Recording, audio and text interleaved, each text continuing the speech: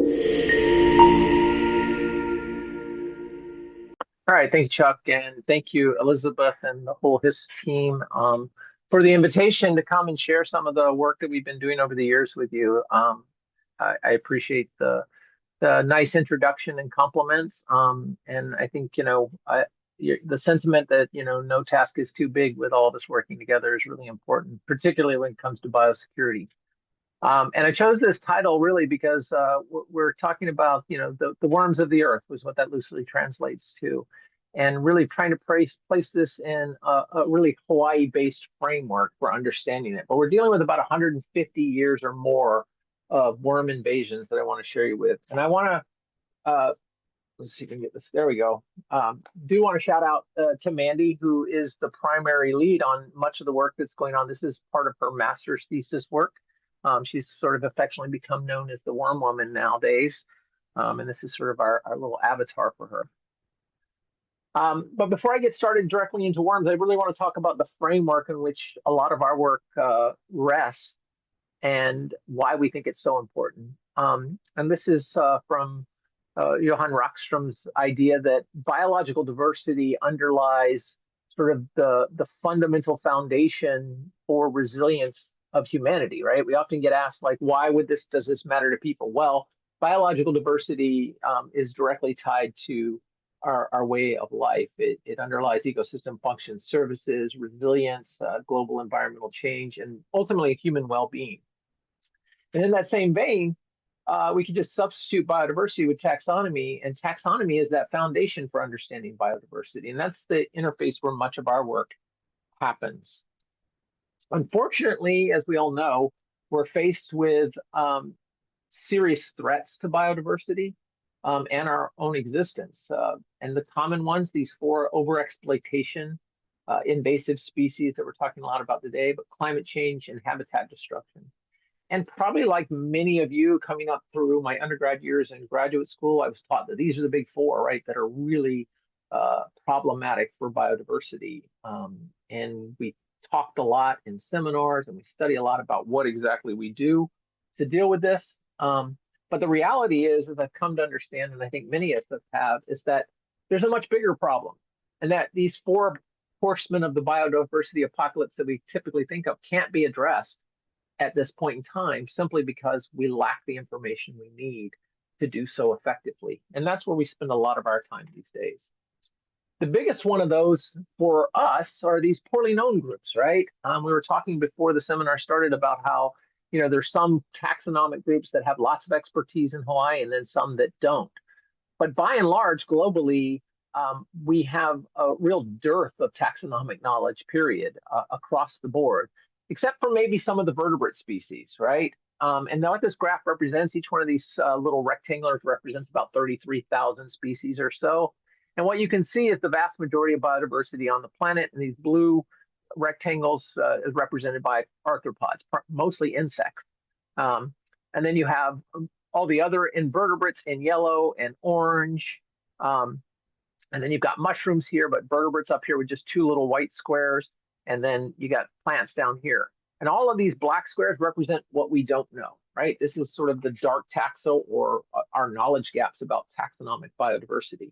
And this really hinders a lot of what we try to do. It's very difficult to manage or mitigate the impacts of species if you can't even identify them, right?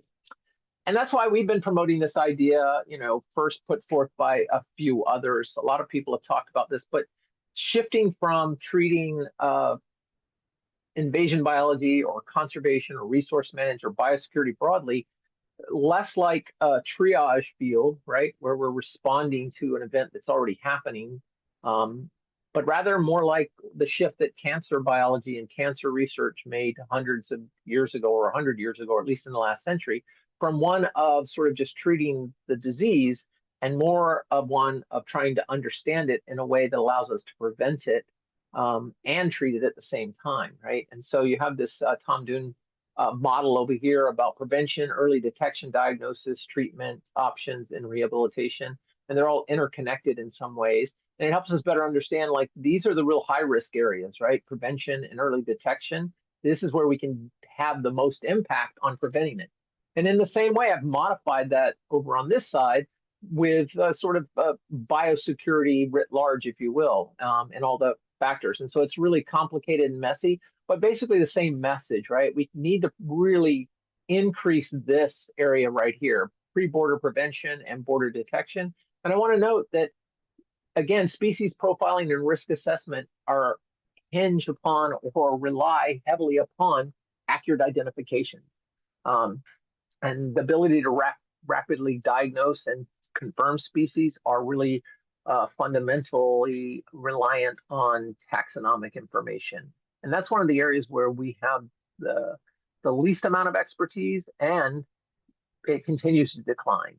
And we're not teaching that as much at universities anymore. We don't put a lot of effort in it. It's going to leave us with an inability to deal with some of these things. But again, this framework is really kind of what we're working in, is trying to move from a triage field to one that is research driven and data driven to make decisions so that we can be more effective at not only managing the symptoms and the disease itself of invasion biology and ecosystem degradation, but also preventing it in the first place. So we know that, over the last 150 years, research shows that with increasing trade globally, right, that alien species records have increased. They sort of mirror one another, and it's also correlated with percent of the GDP. So the more money a country sort of produces, and most of that's through trade, the more invasive species you see either coming from or going to those countries, right? And again, it's tied to air freight and container freight over the years as well. And what we see is this large exponential increase after 1950s, right? And that really corresponds well to after World War II and the global development of global economies, with airfare really taking off and more global shipping happening. And so we see that tied to that. And here in Hawaii, we've been looking for a number of years, and you see a very similar trend, except the exponential increase seems to happen later. And that isn't because the species weren't getting here rapidly after the 1950s. It was primarily because nobody was really looking, right? And this little uptick you see here at the end really corresponds to Norine and myself, in grad school and beyond, and our colleagues all starting to look more carefully and document these. And so you see this rapid increase in introductions, but that's just mostly detections. If we'd been doing it a little earlier, we're seeing that uptick even earlier. But it doesn't show any signs of declining.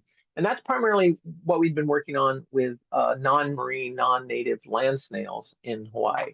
But you can make similar graphs using data from here and the USDA databases and entomological literature looking at non-native insect species in Hawaii. And the numbers are obviously much, much higher because they're a much more diverse group, but we see a very similar trend. But notice there isn't this stark increase. And that in part is that I don't think as many people are looking, partly because there's a higher diversity. And so it's harder to get people, and we're focusing on those ones that are already here. So coconut rhinoceros beetle, ants, and things like that. And we're not doing as much to detect those early detections as we probably could be. And same thing with plants, right? You see the same sort of general trend over the last 150 or so years of just increasing introductions. And with the more introductions, there's more opportunities for establishment. And again, that model gets us back to looking at pre-introduction mitigation efforts. Right? So in more recent years, we've shifted not just to doing snails, right?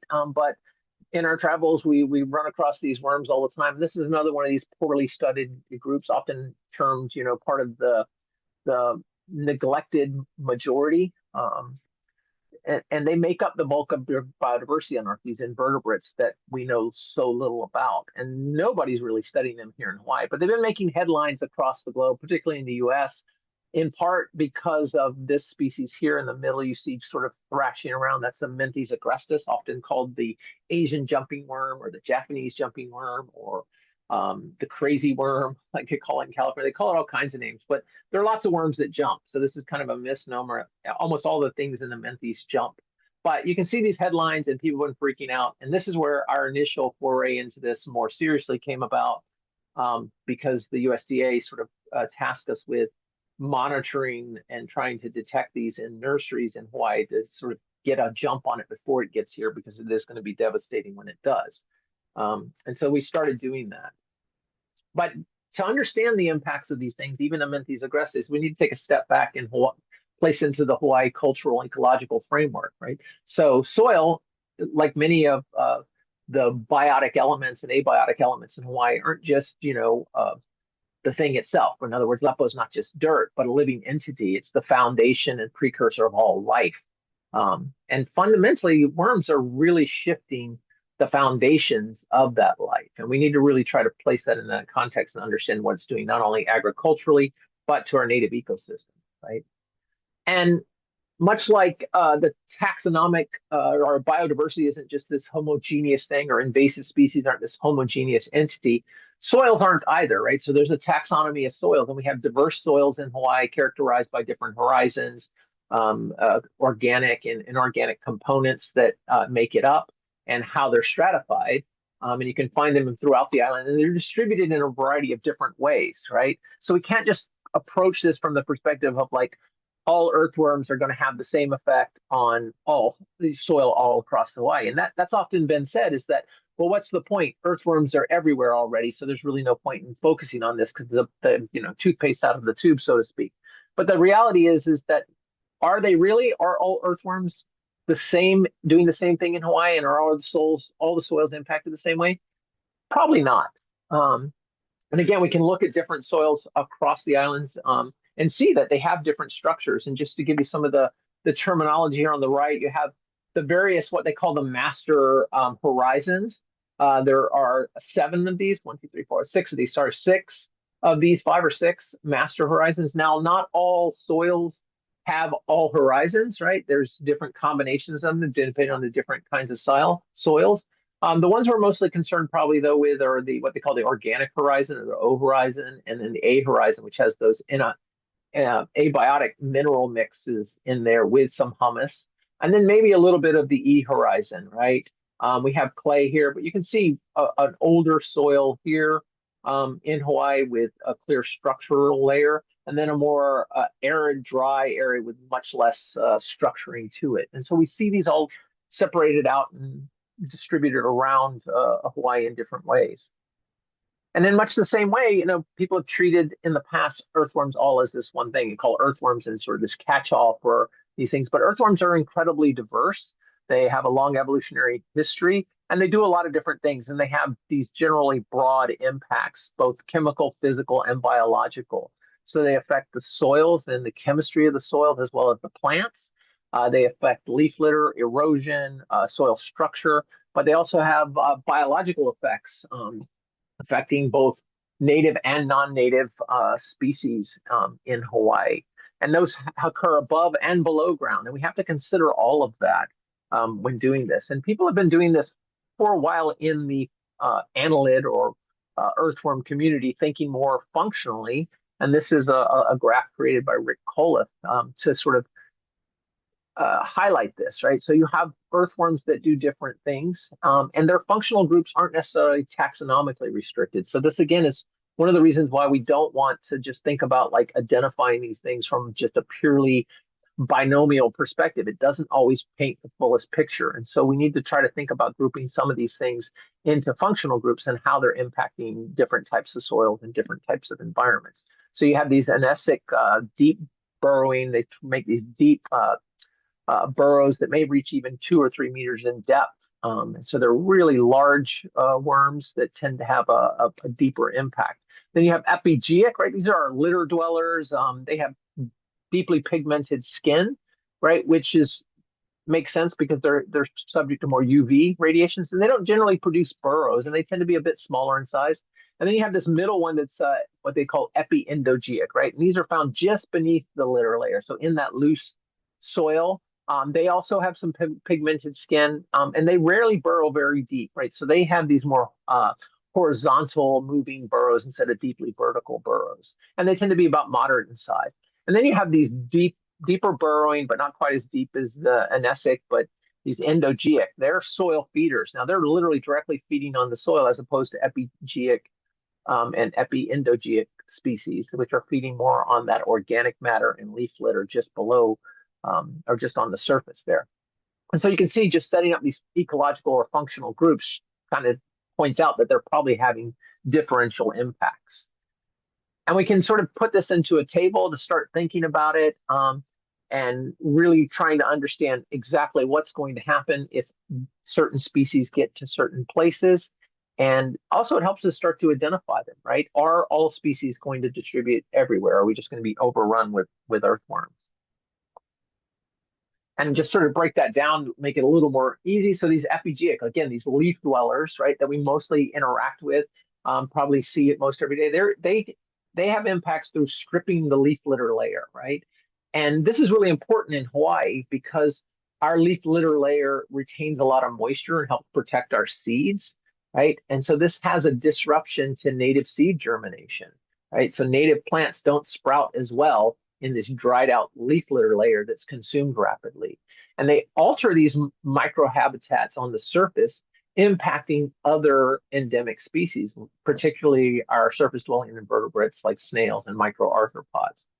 And they accelerate this carbon and nutrient loss, right? By moving it from the leaf litter surface really rapidly, they turn that organic carbon into atmospheric CO2 much faster than our typical fungal decay. And that's really what our wetter forests are rely upon, are fungal nutrient turnover as opposed to earthworm nutrient turnover. And this tends to wash away really quickly rather than slowly feeding the forest. So this has a further cascade of impacting the way that our plants, native plants, can compete with non-native species.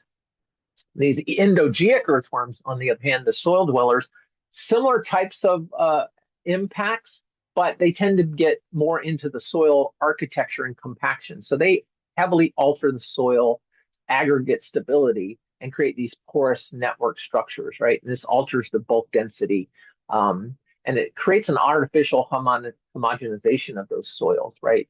And this causes what they term flash nutrient mineralization. So it increases the mobile nitrogen and elevates phosphorus availability, right? And this facilitates the takeover of weeds. So this preferentially benefits weedy species over our native flora, right? So things like strawberry guava do a lot better in this, and tibuchina and other things, right? So we've got these disturbances that are happening because of these earthworm and facilitating non-native species. And it dramatically reshapes the root system, something that we don't think about, but those that may be working in cave systems, other things, really think a lot about when they see these root systems coming through. But it really does alter root systems and the fungal mycorrhizal relationship with them, that architecture, which really reduces our native plants' ability to survive and be resilient in climate change. And then the anesic earthworms, we won't spend much time on this. I'll give away a little bit. We don't really have any of these here, right? And it makes sense the structure of our soil doesn't really sort of lend themselves well. But these are some of the giant earthworms. They have them in places like New Zealand, and some of the other Pacific islands. And they create heavy vertical soil mixing. So it's bioturbidation because of the deep burrows they create. And they create preferential hydrologic pathways, right? So they basically serve as tubes to move water through the soil really rapidly, increasing infiltration rates, which bypasses the topsoil. That again also has the same effect of reducing mycorrhizal relationships and desiccating out the seed's ability to germinate. And again, it enhances nutrient and nitrate leaching. And again, also elevates the surface greenhouse gas emissions. And so really complex interactions going on when we think about these things, right? And just to kind of, if you can't remember all that, it's a lot to really think about. We can just break it down into sort of really fundamentals. If you think about epigeic being on the surf leaf litter layer where they're having the impact, right? That's that organic horizon. And they're really stripping the forest cover, desiccating native seed banks, and eliminating microhabitats for surface dwellers. And then endogeic, they're in that upper mineral layer. So they're having most of their impact on the mineral layer, which also destroys the delicate root mycorrhizal architecture, flushes out weed favoring nitrates and phosphorus. And then anesic, which we hope don't get here, but they create these drainage bypasses that accelerate nitrate leaching. So very different functional impacts with each of these. And people have looked at this, just not in Hawaii. So in New Zealand, Kenneth about a decade ago looked at the native and non-native, since they have native earthworms. So they have these larger anesic earthworms that are endemic there, but they have a number of the same types of invasives we have. And what you can see in just the potting soil experiment is that different species have different impacts, and these correlate more so to functional groups. And that's where this idea comes from, is that it has more to do with their functional group than their taxonomy and their impacts. And you can see they redistribute organic matter more uniformly, make it more homogenized, and they break down the soil structure. And you can see from the pictures that even the root system changes dramatically just because of the earthworms. It's pretty staggering.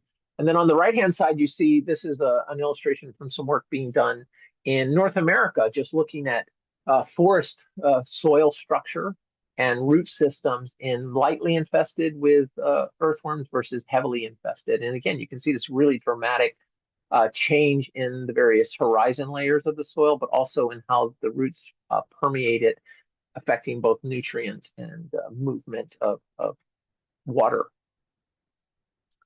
So in that model that I mentioned earlier, treating it more like cancer, one of the biggest areas is that early detection, right? So that having a baseline of what's here and early detection.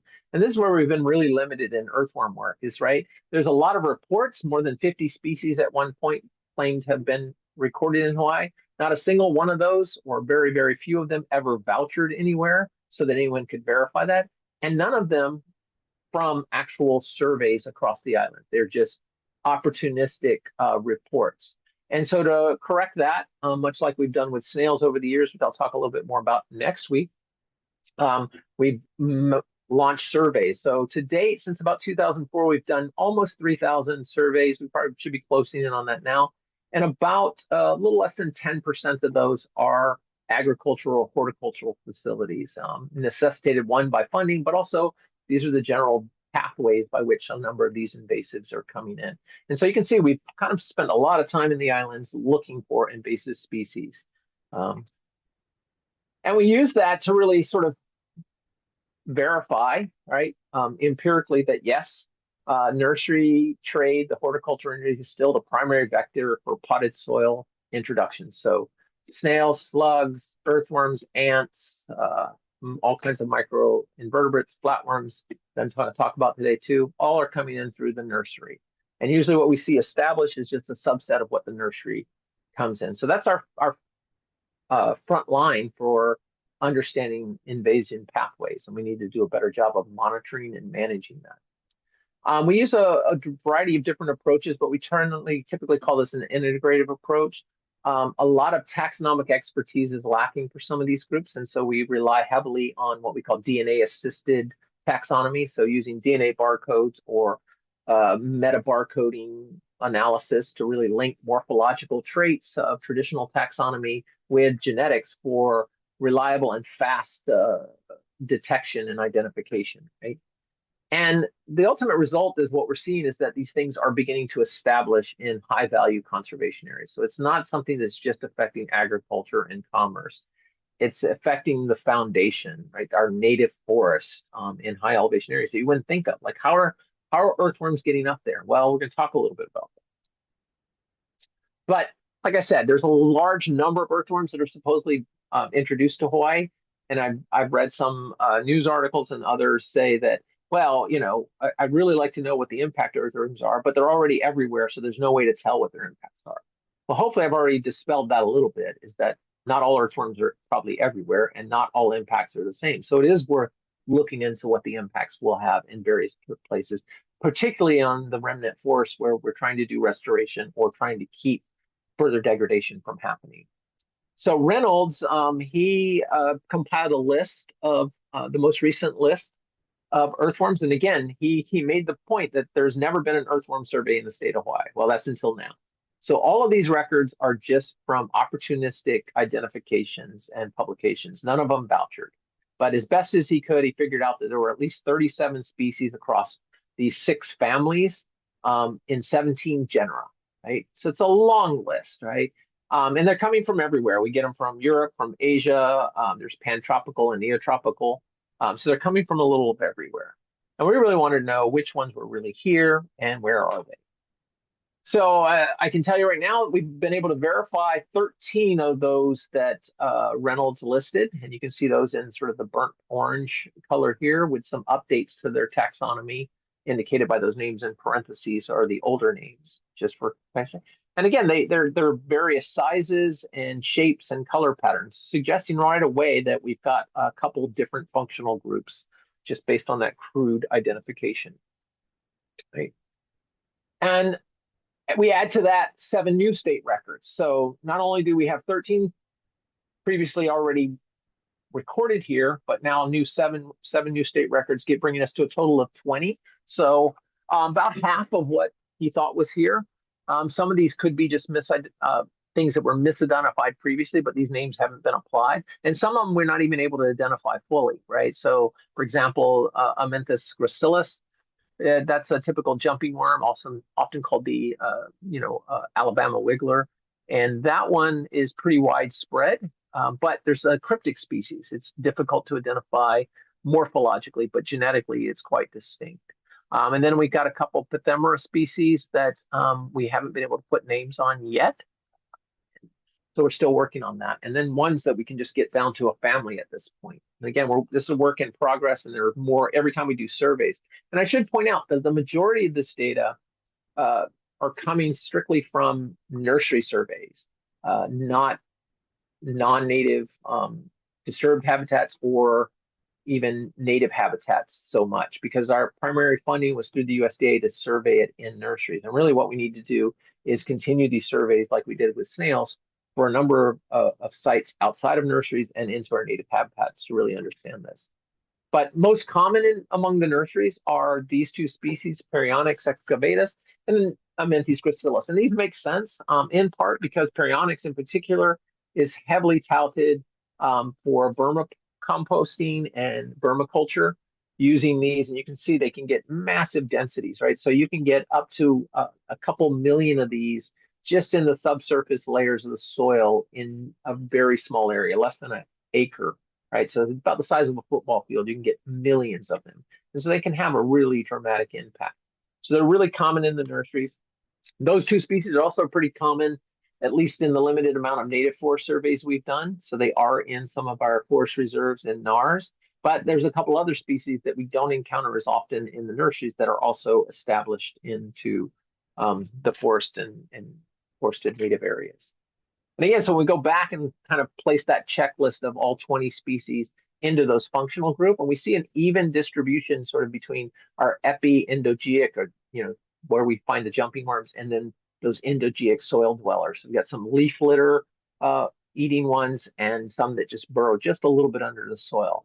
And those 2 that are entering the soil and just under the leaf litter structure, those are probably the ones that have the moderate to highest threat for our native ecosystems because of those shifts I talked about earlier. So they're changing the leaf litter horizon, they're shifting the pH, increasing soil or changing soil structures and density. And they leave behind these castings, like the castings that are favored by gardeners and things for fertilization and nice soils to grow things in. But that's not so great for our native forests, right? Because these often erode more easily. And so in heavy rains, it's washing away the nutrients and stripping our forest of the nutrients that our native plants need, right? And this then favors recruitment by invasive weeds. So on a similar vein, I'm going to shift gears really quick, and then I'm going to try to tie these 2 together. We have flatworms, right? So as much of my my students, staff, and colleagues will write, that the term worm drives me crazy because it covers about 7 or 8 different phyla of organisms. But when we're talking these kinds of worms, so annelids are true worms, and those are the earthworms. And then we have what we call flatworms, or the phylum Platyhelminthes. You probably know these most from the headlines of the hammerhead worms that everyone freaks out about because they do carry a toxin, a tetrodotoxin, the same really nasty toxin that's in pufferfish and things. So they can make dogs and smaller animals sick. They're generally not toxic to you, but of course, the press news likes to highlight, the nightmare hammerhead worm and the toxic invasive species. And the interesting thing about this is the one they're really referring mostly to is Bipalium cabensi that you see in that CNN image. And those have been around for more than 100 years in North America, but for some reason it's just become more noticeable to people and more of a concern. I think that's partly just the sound bites they were able to get. But interestingly, more recently, just in February this month, there was a paper published by some researchers showing that the flatworms are actually one of the ways that they're getting around is by house pets. Turns out that dogs and cats, these little furry animals that we let out, the worms are sticking to the fur and getting dispersed around. They were able to show this mostly in France through a citizen science effort. But this brought up an interesting point that I'll come back to in a second. And really, I'll talk a little bit about now. What it shows is that if you look at this in the left-hand panel, so invasional meltdown was first coined by Semberloff and Van Hollen, just refers to this idea of one species facilitating another or more, causing dramatic shifts in ecosystem functions and stability, causing a meltdown by invasive species. So on the left, you have a native Hawaiian forest depiction with sort of this healthy decomposing organic layer in the O horizon with healthy mycorrhizal fungal hyphae, with the decomposers, again, dominated decomposing by our macroinvertebrates like land snails and some of our microarthropods, but heavily dominated by the fungus community, right? And it's a slow fungal decomposition, often characterized as being nutrient poor, stable profile, right? And when you get earthworms coming in, what happens is they cause all those shifts, the rapid macroinvertebrate stripping. So we lose the housing for those, but we also lose the mineral, the organic layers in the surface, and you get this flash mineralization. And these mycorrhizal networks break down, which changes the root structure of many of the plants, leading to other things. And so what that meltdown cascade consists of these exotic earthworms biomass that supports predatory flatworms. So that's one of the things that flatworms eat. A majority of these invasives are specialists on eating earthworms, particularly the hammerhead one. And then what happens? Sorry, did I lose you guys? That was weird. Sorry, my screen just sort of shifted all of a sudden. We can still see your slides, but it is out of presenter mode. There we go. Is that better? Great. Okay. Yep. Sorry, I must have bumped the key. But that invasional meltdown cascade really ultimately pivots to what our biggest concern was because of our research to the native snails, but it has the same cascading effects to other macroinvertebrates and the plant community, which is ultimately what we're dealing with and trying to reverse by controlling invasive species. So it has dramatic impacts on our ability to conserve native ecosystems. And it gets even more complicated when we add some of the other invasives in there. So pigs, ungulates like to feed on earthworms. And in their rooting around process, they disturb those soils, which in turn make the soils more likely to support non-native weeds. So you got this further cascade or meltdown that's happening. And then the earthworms serve as the food source for the flatworms. And turns out pigs, probably like household pets, are probably facilitating the spread. We know their hooves probably contain earthworm cocoons and help spread them around, but there are most likely flatworms sticking to their fur. So it's not just a matter of humans tracking around. These other invasive species are causing this invasional meltdown because they're facilitating one another. And again, these things interact in really complex ways, and we can't just consider them independent. So we can't say like, oh, let's just look at earthworms or just look at flatworms. They're interacting in really complex ways that we need to better understand if we're going to have any hope of sort of mitigating the effects that they cause. So back to flatworms really quick. So historically, there have only been 7 species that were thought to be in Hawaii. And a couple of those were thought to be Libby Hyman. She, in 1939, wrote a paper and thought that at least Australopacifica as well as Rhynchodemus oahuensis were endemic. And there's some doubts as to that. But the ones that you see in bold, the 6 you see in bold, we've since confirmed are here. We've been able to sample and find those in the wild. And again, the same reasoning is APHIS USDA funding has allowed us to do this, but we've been doing it a little more broadly as well whenever we opportunistically can, as well as getting interceptions from Hayesʻ and the HDOA and others. But like the earthworm story, it's more complicated and more diverse than that. So we have the 7 that are here already and 8 additional state records. So that brings us to a total of 15 flatworms, and I'm pretty certain there's probably even more of that. There's such an enormous cryptic diversity here, and it doesn't look like any of these are likely to be native species flatworms. I don't think any of these are native flatworms.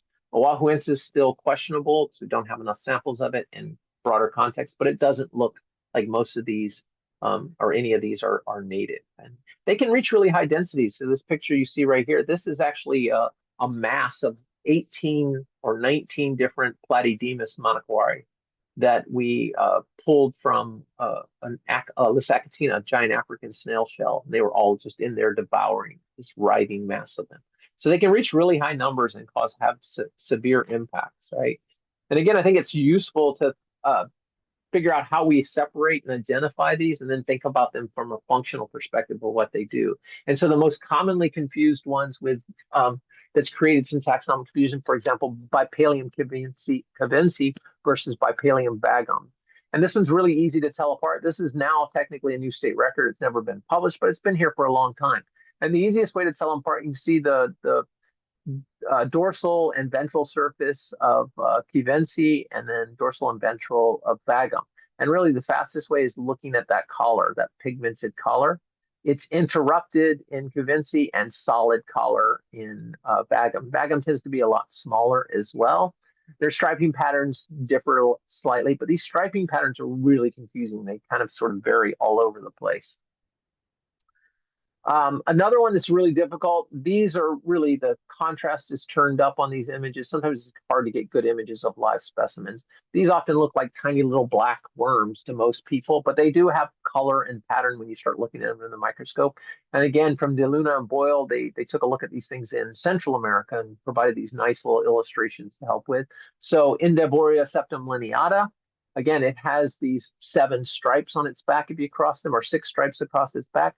But the real way to tell it from Paracontichi, which it's often confused with, is to look at the sole of the foot. The under surface is sort of granular maculation almost, if you will. So this granular pattern, stippling is what we call it underneath the foot, as opposed to the sole of the foot or the ventral surface really has just this striping pattern in Paracontichi, right?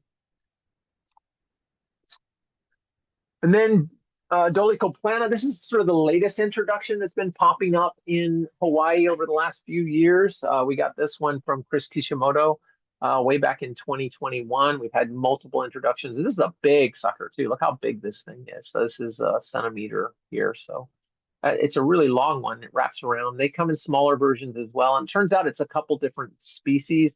And there's a lot of taxonomic confusion. So Dole and Boll, along with Alvarez and Almeida, they considered everything to be Dolichoplana striata. They think that Carvolio is just a synonym of that, and that there's this range of variation from 6 to 4 to 5 to a few stripes across them.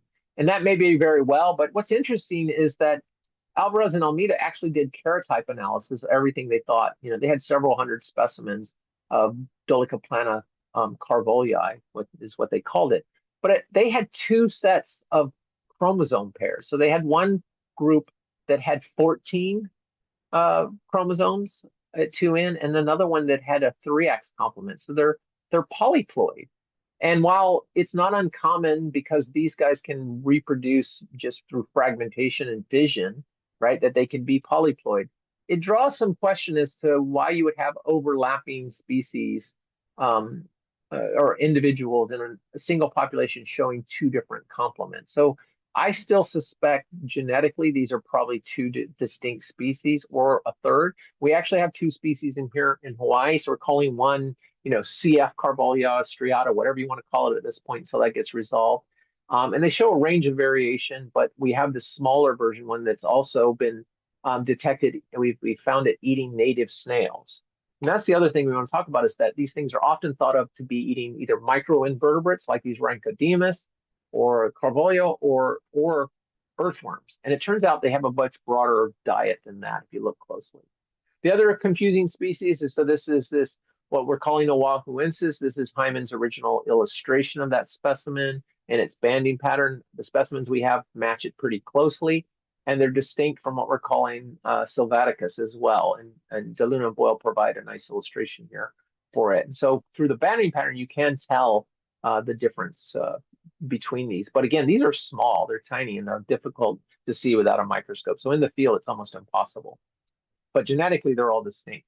And again, you can place this into this broader functional group to try to better understand where the risks are, what they're going to impact, and how, and what the different species are doing.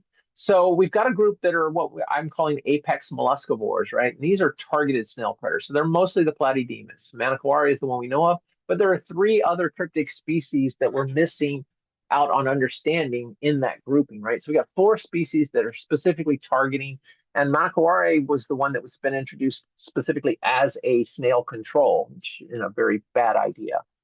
But it definitely impacts and can reach really high numbers. And it's really what we consider a critical ecosystem threat. And then we have opportunistic molluscivores. So these are smaller bodied, smaller predators. They're eating smaller bodied animals. Typically, they're thought to consume, springtails and other microinvertebrates and an occasional earthworm. But we have documented some of these eating snails in the field. So they are opportunistic molluscivores, so they really do create a problem for malacology. There's some active malacophagia going on in Hawaii that isn't reported anywhere else. And again, this is also what we consider a high ecosystem threat, this group and this group. And then there's Bipalium, Cubensi, and Vagum, which are everywhere. And these are sort of almost exclusively earthworm hunters, but they will, and it's been shown that if you give them a snail, particularly Bipalium vagum, it will eat a snail as well. So we consider those moderate to high threat. And these are pretty widespread at this point. So again, sort of bringing that all back together, right?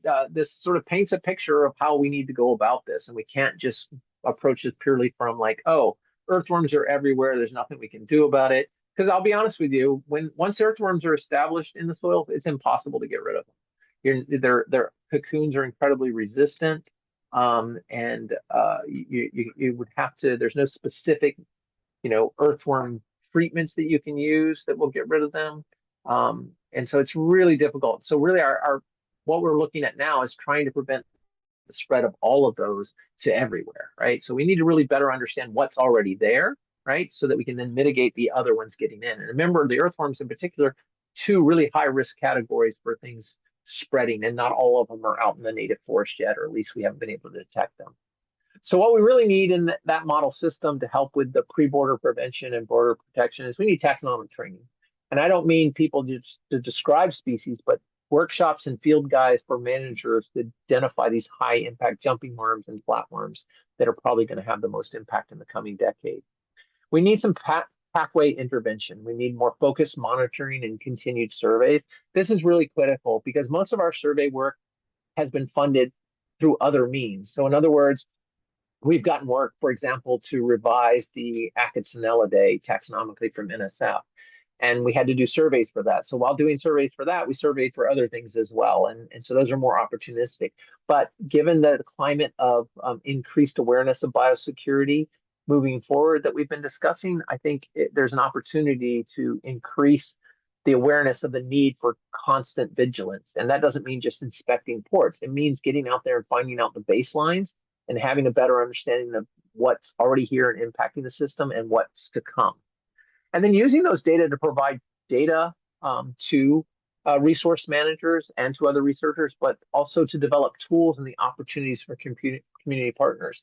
And there's some really good opportunities to work with teachers at grade school levels and up to better understand how this impacts all of us, right? And this is where the collaborative monitoring comes in as well. We can't all be everywhere at once, so working more closely with partner agencies and collaborators, managers, NGOs, everyone that we can to get them thinking along the same lines. We've done a number of not only native rediscoveries through this method, but also early detection of things that people that have participated in our workshops that then said, hey, I saw this. This didn't look like anything we talked about. What is it?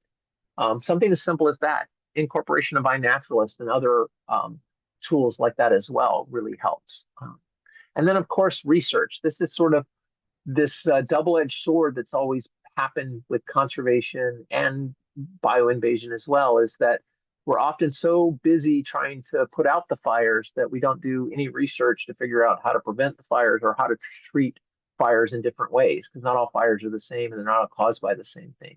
And we really do need to invest in research to fill these knowledge gaps so that we can more effectively manage these threats and their impacts. And that's a critical component that we need to sort of all push for. And this is really important. We're protecting our native forests, right? And the reason is because this is where life on this islands begins. Without that water that those native forests provide, without that soil stability, without all of those ecosystem services, we really don't have a place to live, right? And it's only through understanding these invasions today that we can better protect the legacy of land for tomorrow. And that's really crucial here. And that messaging needs to get out more effectively. There are, of course, enormous numbers of people, particularly my co-authors and long-term collaborator Norine and our colleagues that have worked with us, doing amazing work across the islands, as most people in Hayesʻ and all of these agencies, just doing such incredible work in the forest every day. It's not always easy.